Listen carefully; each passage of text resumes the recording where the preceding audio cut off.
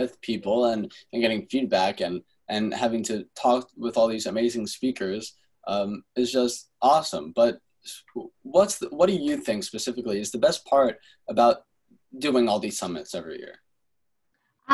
Yeah, I mean, I have to say I learn as much as anyone else doing the summits. Like, I think one of the wonderful things about mindfulness is you just continue to grow and develop and discover things about yourself. And that's been something wonderful. So, you know, every summit, I feel like I learn new practices, new techniques, and or deepen my own practice and maybe find something new. One of the things that really stood out to me, probably in the last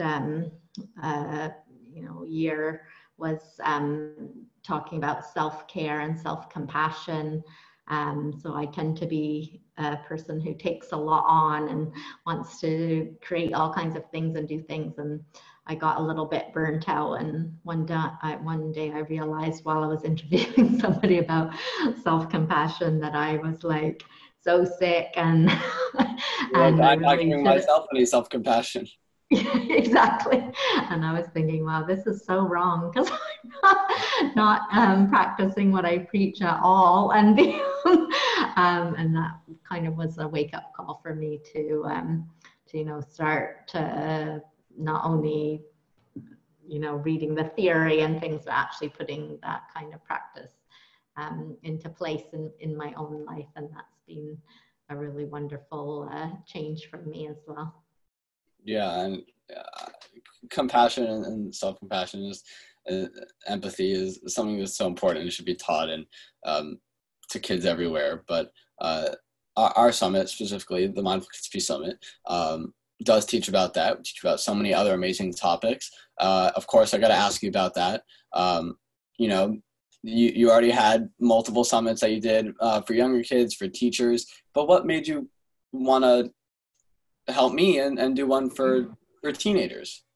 Yeah, well, first of all, I was so impressed when you came on the preschool summit, and I thought, I have a daughter the same age as you, and she's really passionate about lots of different things, and I could see that you had this passion to share mindfulness, which is the same passion as me. So I was like, who is this guy? And I thought, yeah, that's amazing that somebody your age wants to do this and wants to share what they've learned so far and connect with the other experts and just raise this issue with teachers of teenagers, parents of teenagers, and teenagers themselves. And I thought, it is much more relatable and much more probably accepted when it's a teenager speaking to another teenager.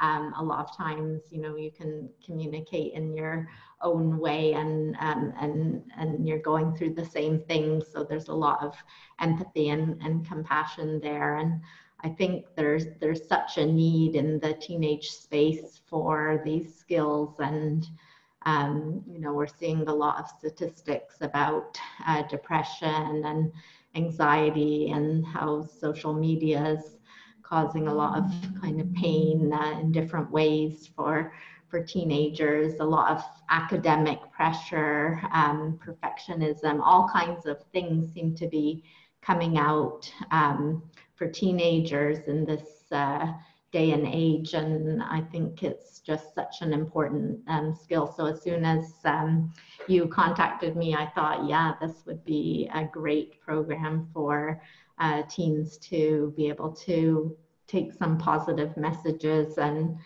put them in their life. So it was amazing, and we had amazing speakers, didn't we? Oh, 100%. Amazing speakers, and I love getting to hear all their stories and stuff and from these experts. It's just awesome.